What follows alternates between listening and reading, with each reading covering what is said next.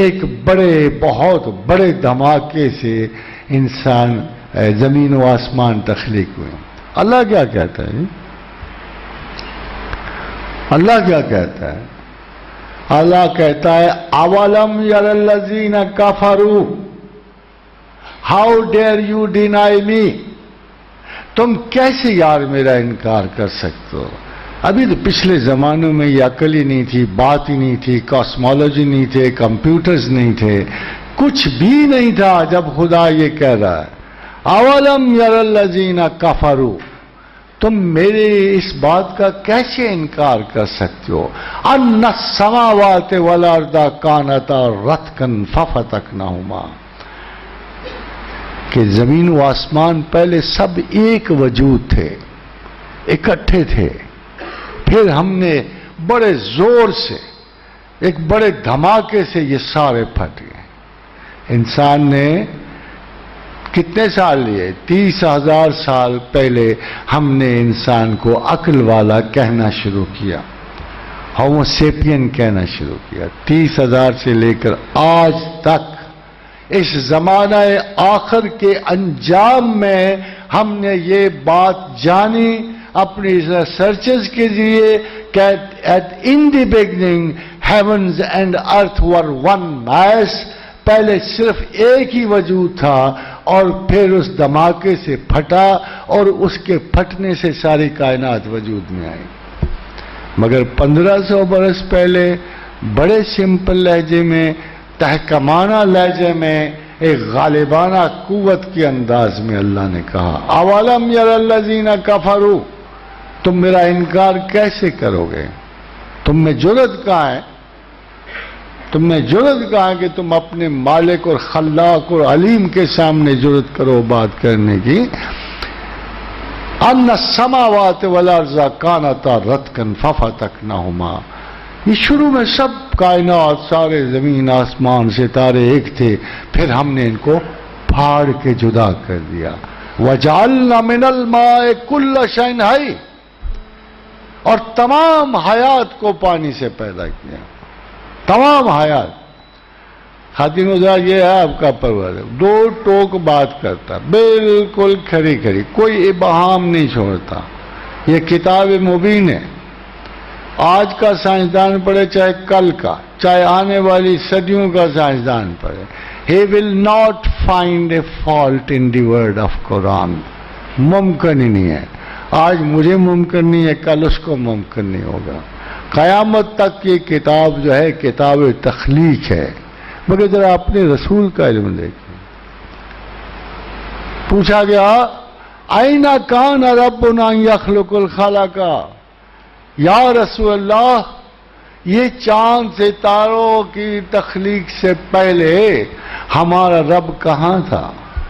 فرمایا کان فی امائن، وہ دھند میں تھا، بادلوں میں تھا، وہ گیسیس والیومز میں تھا. اس کے اوپر بھی تحتہ ہوا مقامہ فوقہ ہوا، اللہ کے اوپر بھی ہوائیں تھیں، اس کے نیچے بھی ہوائیں تھیں. خاتون حضرات، 1500 برس پہلے مدینہ میں، چلیے پیغمبر ہی ہٹا لو، نہ ماننے والوں کو پوچھ لو، نہیں مانتے نہ مانے انہیں اللہ کا رسول، مگر بتاؤ تو صحیح کہ یہ پیور سائنٹیفک انفارمیشن انہیں کہاں سے مل گئی؟ ابھی تو سراغ بھی نہیں تھا علم کا. ابھی تو علم حیات کو کوئی بھی کسی قسم کی شناخت بھی نہیں ملی تھی. ابھی تو ہبل بھی نہیں بنی تھی. ابھی تو کوئی دوربینیں ماؤنٹ ایلینا پہ استوار نہیں ہوئی تھی. ابھی کوئی کائنات کے اندر نہیں گیا تھا، خلا میں نہیں گھسا تھا، چاند میں لینڈنگ نہیں کی تھی. تو یہ کیسے ممکن ہے کہ محمد رسول اللہ وہ بات کہیں جو الٹیمیٹ ہے سائنسدانوں کی نگاہ میں؟ سائنسدان کیا کہتے ہیں؟ سائنسدان یہ کہتے ہیں کہ ستارے کائنات بننے سے پہلے کائنات میں صرف ہیوج، بہت بڑے بڑے عظیم الجثہ بادل تھے، صرف بادل تھے. پھر وہ بادل جمے تو اس سے یہ مادی دنیا پیدا ہونی شروع ہو گئی. اس کے بعد ترتیب آئی اور یہ دائرے اور وہ بھی بات اللہ نے چھوڑی نہیں ہے، وہ بھی بات سورہ یاسین میں کہہ دی کہ ہر ستارے کے دوائر ہم نے مقرر کیے، ہم نے سارا اس کو سمیٹا، کانسٹلیشنز بنائیں ہم نے۔ حیرانی کی بات ہے، جب میں نے یہ حدیث پڑھی تو میں عجیب اضطراب میں چلا گیا، ذہن انتہائی انکسار میں چلا گیا۔ کون ہے جو دعویٰ کرے کہ اس کا علم اپنے پیغمبر کے علم سے زیادہ؟ پھر میرے ذہن میں ایک خیال آیا، خواتین و حضرات، بہت سارے لوگ کا ویسے کوشچن کرتے ہیں کہ اللہ کے رسول کا علم کتنا تھا؟ آپ پوچھو نا کتنا تھا؟ اگر ان کو اس وقت کا پتہ تھا جب بگ بینگ ہوا، اور اس وقت کا پتہ تھا جب ابھی ستارے نہیں بنے تھے، تو کیا کیفیت تھی بگ بینگ کے بعد، تو اس کا علم کتنا ہوگا؟ اس کا علم کتنا ہو سکتا ہے؟ کم از کم ریلیٹیوٹی کے مصنف سے تو زیادہ تھا، کم از کم آئنسٹائن سے تو زیادہ ہی ہوگا نا، برٹن رسل سے تو زیادہ ہی ہوگا، کم از کم جو ہگس بوسان نے گاڈز پارٹیکل دریافت کیے اس سے زیادہ ہی ہوگا نا محمد رسول اللہ کے علم۔ خادم حضرات، بہت بڑی حماقت ہے، بہت بڑی حماقت ہے کہ جب انسان کہے کہ میرے پیغمبر کا علم کیا تھا، یہ تھا، یہ نہیں تھا۔ The reason is very simple۔ ہم نے کائنات کے سب سے بڑے غیب پر، واحد غیب پر اس رسول کے ذریعے اعتبار کیا ہے، صلی اللہ علیہ وآلہ وسلم۔ ہم نے اللہ پہ اعتبار کیا ہے، اس سے بڑا کوئی غیب ہے کائنات میں؟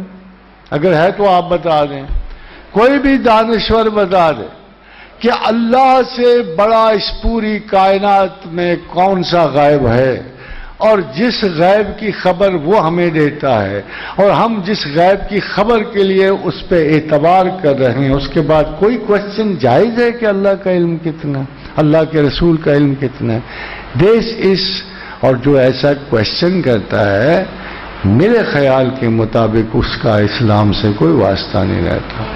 اگر ہم اپنے پیغمبر کے علم کو کوشچن کرنا شروع کر دیں تو میرا دوسرا کوشچن یہ ہوگا، کیا وہ خدا کے بارے میں جانتا تھا؟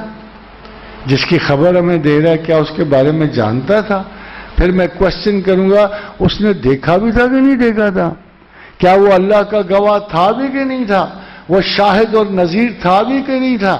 تو سارے کا سارا سٹرکچر جو ایمان کا ہے وہ گرد و غبار میں الجھ جاتا۔ خادم حضرات، coming back I want to tell you one thing, کہ میں نے کہا تھا کہ ہم دعا مانگتے ہیں کہ وحدنا سبل السلام، اے اللہ ہمیں سلامتی کا رستہ دکھا دے۔ یہ وہ سبل ہے جس کا ذکر اقبال کر رہا ہے اپنے شعر میں، وہ دانائے سبل۔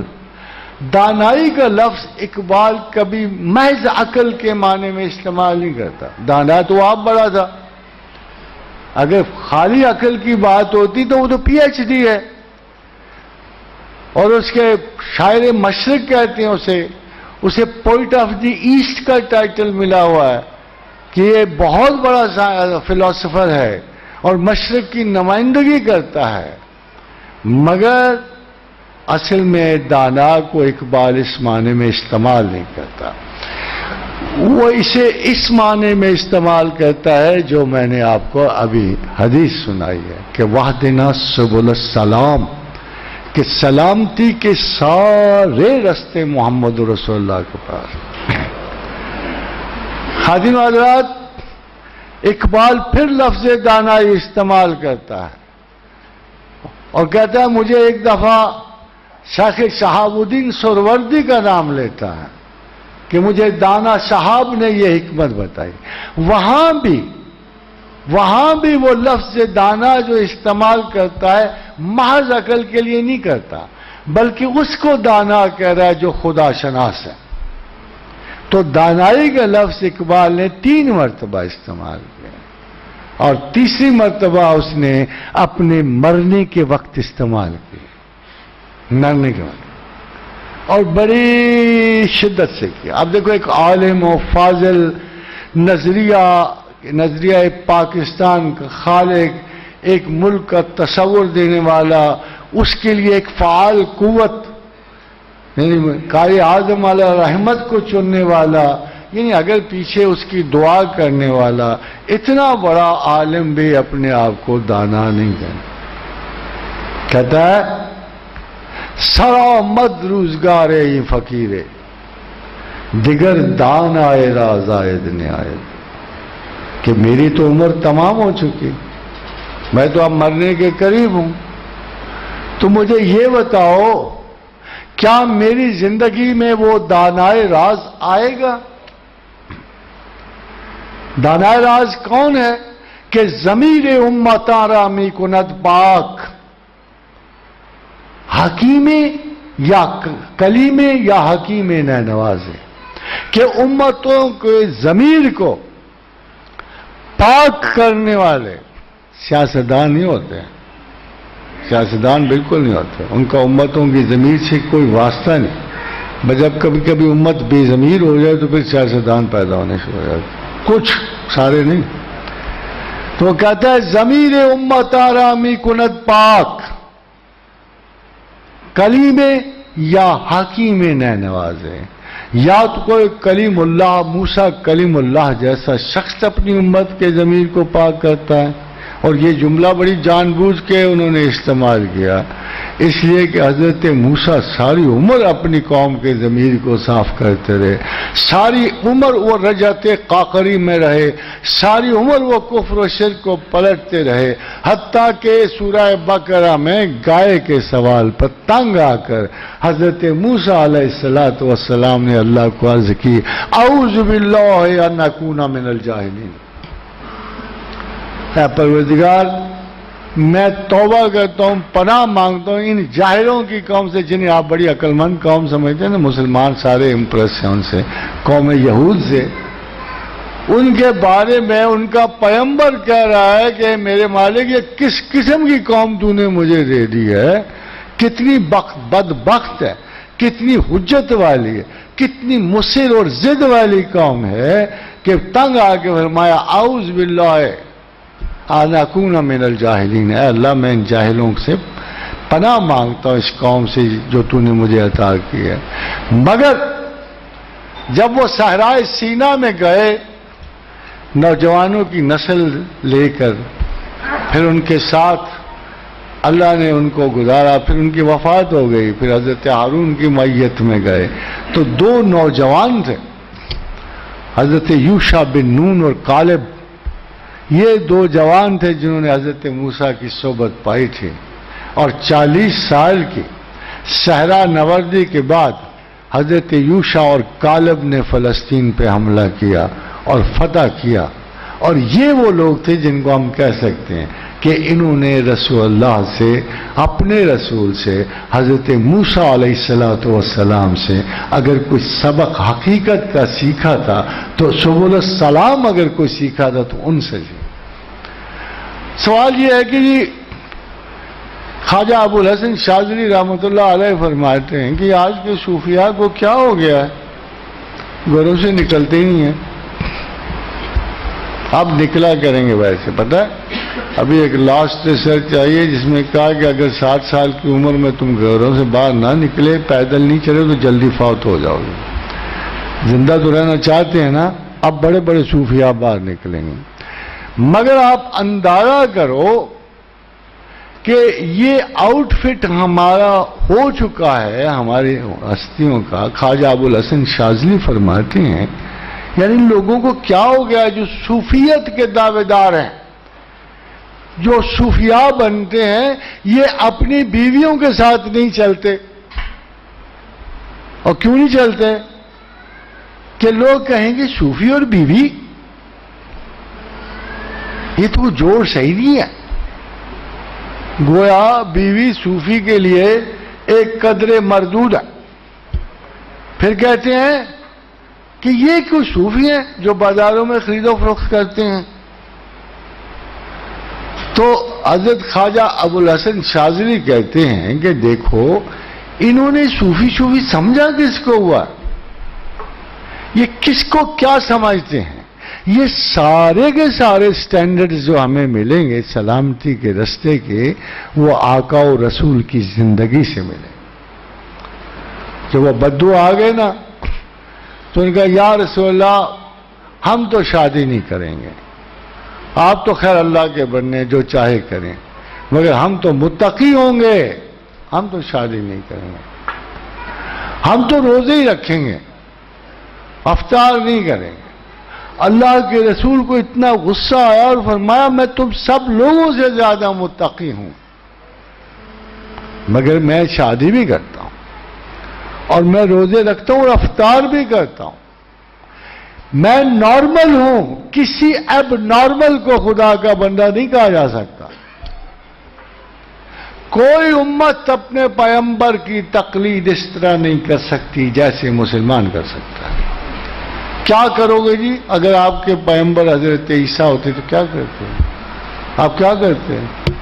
ہر وقت آپ معجزے کی تلاش میں پیغمبر کے سرانے کھڑے رہتے، پیغمبر مردہ کو زندہ کر رہے تھے، اندر پھونکے مار کے پرندے اڑا رہے تھے۔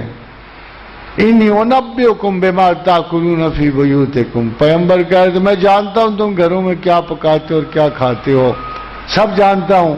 آپ غیب کی خبروں کے لیے کان لگا رہے ہوتے پیغمبر کے، مگر اتنے سارے معجزات کے باوجود اس قوم نے اپنے پیغمبر سے کیا کیا؟ قوم یہود نے کیا کیا کہ بھرپور کوشش کی کہ ان کو پھانسی پہ چڑھایا جائے، بھرپور کوشش کی کہ رومن امپائر کے ہاتھوں ان کو پھانسی پہ چڑھایا جائے۔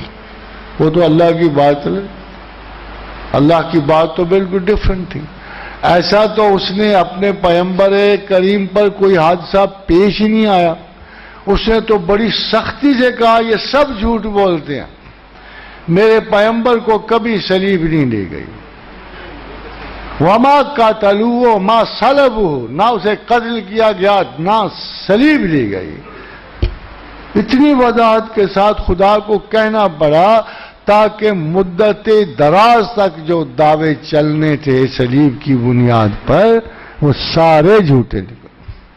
He never died۔ اسے اٹھا لیا گیا، ہم نے اپنی طرف اسے اٹھا لیا۔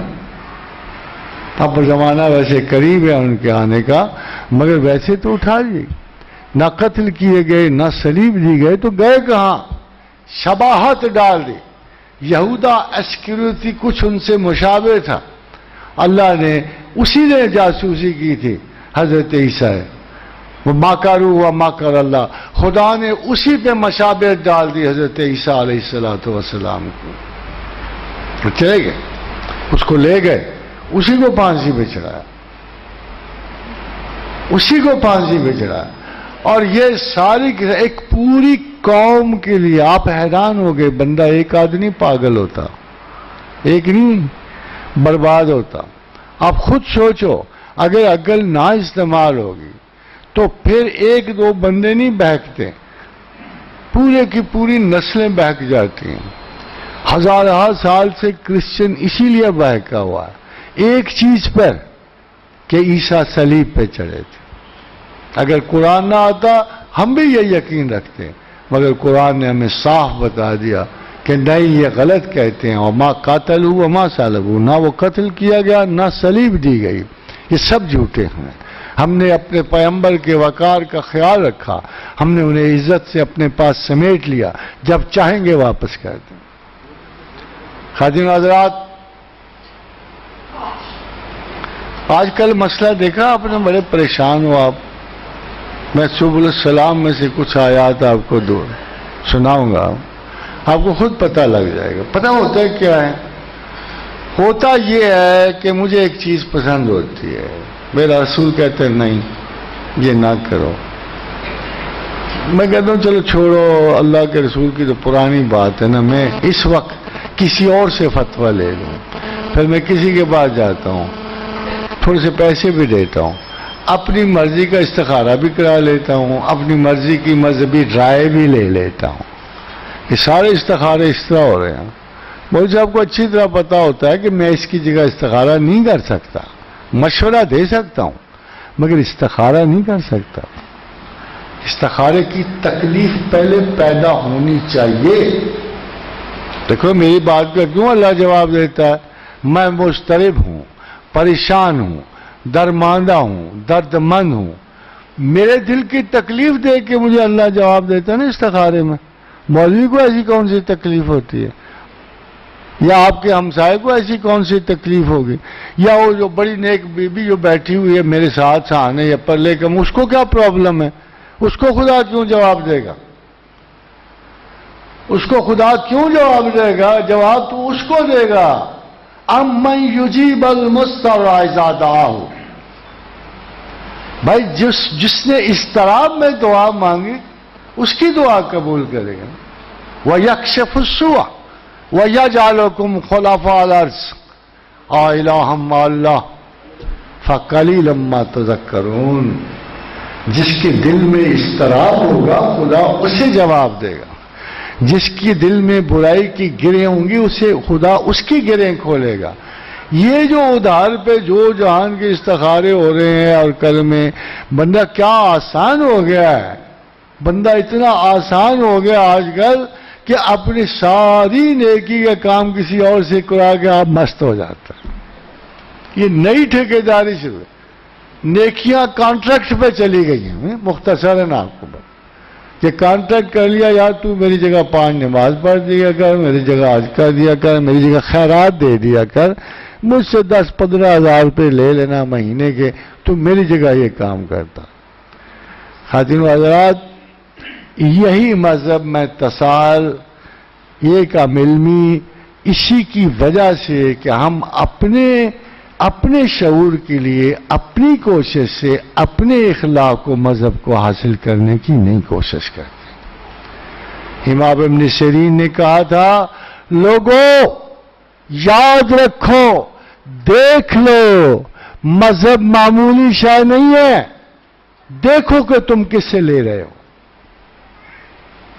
ہر چیز کو بڑی سنوار کے ہم لیتے ہیں، بڑی احتیاط سے لیتے ہیں، بڑی پہچان سے لیتے ہیں.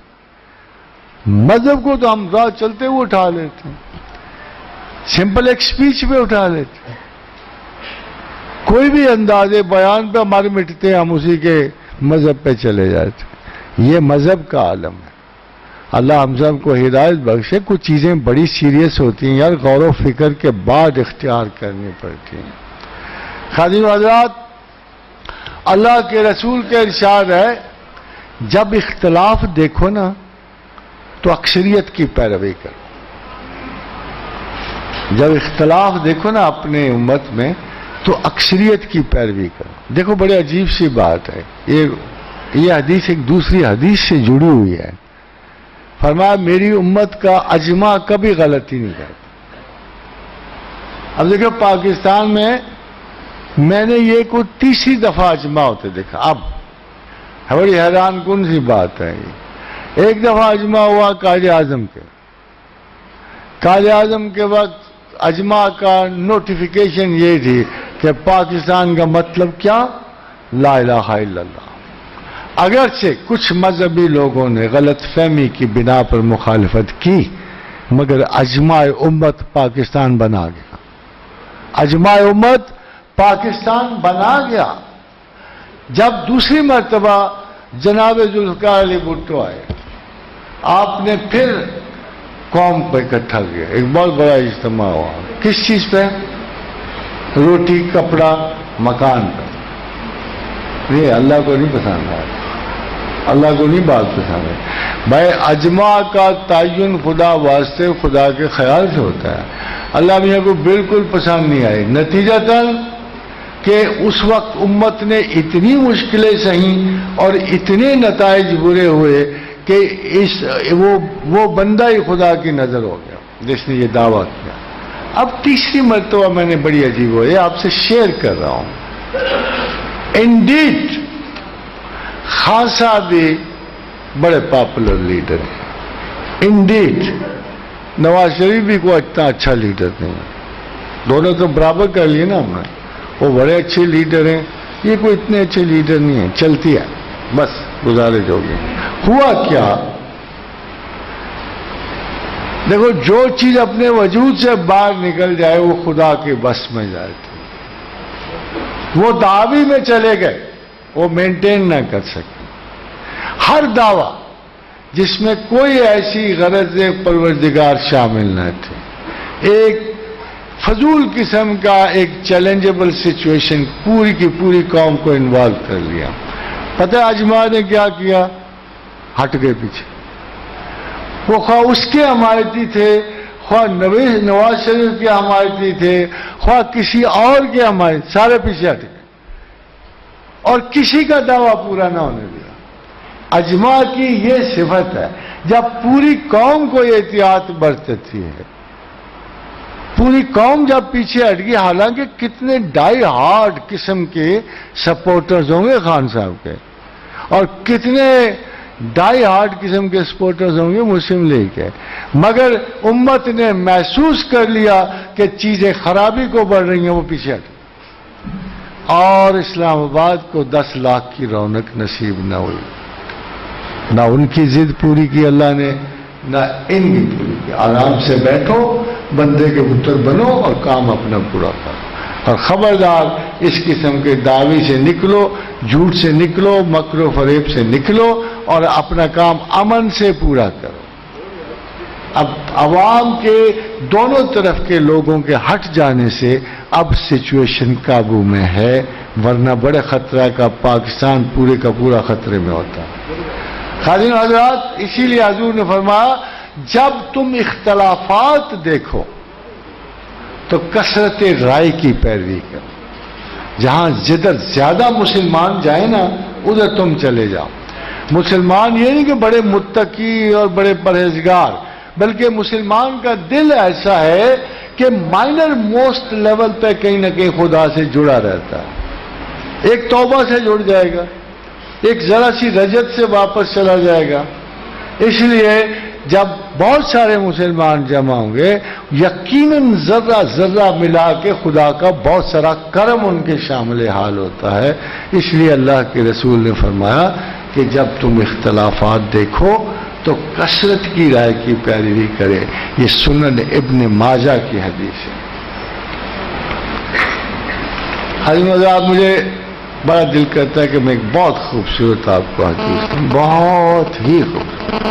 میں نے کہا نا کہ اللہ کے رسول کی جو لینگویج ہے نا اتنی شاندار اور پیاری ہوتی ہے. مدتوں دیکھو میں نے ایک دفعہ ایک دعا پڑھی اللہ کے رسول، میں حیران ہو گیا کہ اللہ کے رسول نے کیا استعارہ استعمال فرمایا. اللہ اپنی محبت میرے دل میں اتنی پیدا کر کہ میرے دل میں اپنی اتنی محبت پیدا کر جیسے سخت گرمی میں ٹھنڈے پانی کی پیاس ہوتی ہے.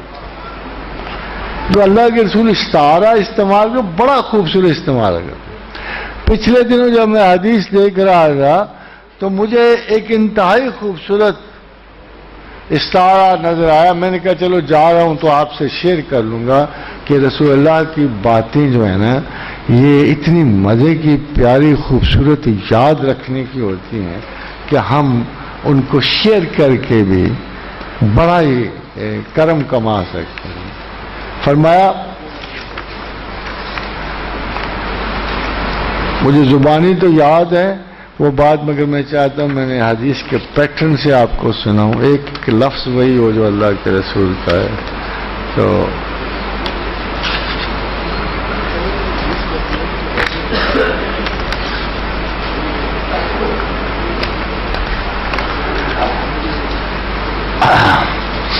اللہ کے رسول نے فرمایا کہ حسن اخلاق، دیکھو ہم بڑے ہم تو آپس میں لڑ مر کے گالیاں یہ کر دیتے ہیں.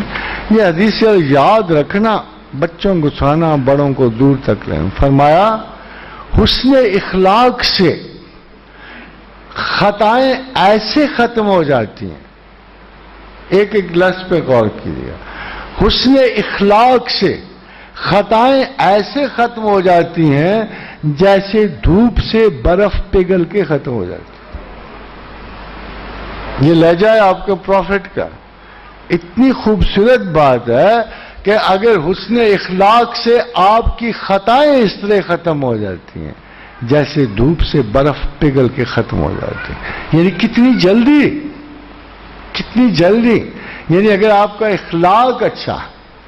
اور سنو فرمایا کہ تکبر یہ ہے، تکبر یہ نہیں ہے خالی جس کی لوگ بہت ساری مثالیں دیتے ہیں. فرمایا تکبر یہ ہے کہ تم سچی بات ماننے سے گریز کرو اور دوسروں کو حقیر سمجھو. خالی حقیر سمجھنا نہیں، بلکہ تم جب حق سے بچو گے اور سچی بات سے گریز کرنے والا بھی متکبر ہے. یہ اللہ کے رسول کے وہ طریقے ہیں جو اقبال جیسے کہتا ہے، وہ دانائے سبل ختم الرسل مولائے کل جس نے. فرمایا ایمان کے دو حصے ہیں. ہم تو کبھی کلمہ لیے ہیں، کبھی یہ ہے، کبھی نماز، کبھی وہ، تو اپنی جگہ میتھڈالوجی ہے، وہ میتھڈالوجی ہے. مگر اصل ایمان صرف دو حصوں پہ مشتمل ہے، آدھا حصہ صبر اور آدھا حصہ شکر کا. یہ ہے ایمان. نصف صبر نصف شکر، یہ اصل ایمان ہے. حضور نے فرمایا کہ آپ نے عقل کو کتنی زیادہ آپ سوچو کہ اہمیت دیتے تھے رسول اکرم صلی اللہ علیہ وسلم. ایک بڑا مسئلہ آپ نے دیکھا ہوگا کہ لوگ جس سے پوچھیں تو بے ایمانی کیوں کرتا ہے، کہتے سارے کرتے ہیں، سارے کرتے ہیں. پھر کسی سے پوچھے یار اتنی زیادہ کیوں کرتے ہو، اس کے بغیر گزرنی ہے. تیسری بات پوچھو وہ کہ جی ہم پیچھے رہ جائیں، بے ایمان سارے آگے نکل جاتے ہیں، ہم پیچھے رہ گئے. مگر سچ یہ ہے کہ جنہوں نے کسی کی بھی پوری ہسٹری، یہ ہم اس لیے دیکھتے ہیں کہ ہم وقتی طور پہ کسی کو امیر دیکھتے ہیں تو ہم اس سے ایک حاسدانہ مسابقت شروع کر دیتے ہیں. ہمارا خیال یہ ہوتا ہے کہ یہ دنیا اور دین میں بڑا آگے نکل گیا اور ہم پیچھے رہ گئے. ہمیں پتا ہوتا ہے کہ اس نے نیگیٹو مینز استعمال کیے ہوتے ہیں، پھر بھی ہم اس کو اپنا مدمع نظر بنا لیتے ہیں. مگر خواتین و حضرات، اصل بات جو یہ ہے کہ ہم نے کبھی کسی شخص کی پوری زندگی نہیں دیکھی ہوتی. ہم نے کسی شخص کو اس کی پوری زندگی کے دوائر میں نہیں دیکھا ہوتا. ایک ہلکی سی توجہ کچھ عرصے کے لیے کسی کی زندگی دے کر ہم اس پر ناز کرتے ہیں، اپنے آپ کو مغضوب علیہ سمجھتے ہیں. ہم سمجھتے ہیں یہ بڑا خوش نصیب ہے، ہم سمجھتے ہیں کہ ہم بڑے بد نصیب ہیں. جب تک چیز پوری نہ ہو جائے کسی پہ ناز نہیں کیا جا سکتا. اب آپ بھٹو صاحب کو بھی دیکھ لو، ایشیا کے عظیم ترین لیڈر، بہت بڑے رہنما، اور بہت زیادہ لوگ ان کو پوجنے اور ماننے والے. مگر کیا وہ سارے لوگ ان کا انجام بھی شیئر کریں گے؟ Does everybody like to share his end? وجہ یہ ہے کہ کچھ لوگوں نے اسے پہلے دیکھا، کچھ نے اسے بیچ میں دیکھا، کچھ نے اس کا انجام دیکھا. سنی حکایت ہستی تو درمیان سے سنی، نہ ابتدا کی خبر ہے نہ انتہا کی خبر. تو انسانوں کو صبر کرنا چاہیے، سوچنا چاہیے کہ کسی شخص کے اوپر رول کی اپلیکیشن کا اپنا ٹائم ہوتا ہے. اس ٹائم کے بعد آپ کہہ سکتے ہو کہ بندہ خوش قسمت ہے یا بد قسمت ہے. فرمایا امانت داری سے روزی اور خیانت کاری سے تنگ دستی آتی ہے.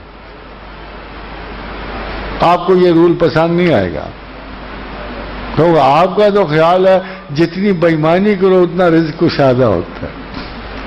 آپ کو تو یہ خیال ہے، آپ تو یہ دیکھ رہے ہو تو ساری دنیا میں وہ بے ایمان آسمان گیر ہو گیا، یہ بے ایمان جو ہے بڑا رچ ہو گیا، وہ اسپیشلسٹ ڈرگ کا ادھر چلا گیا.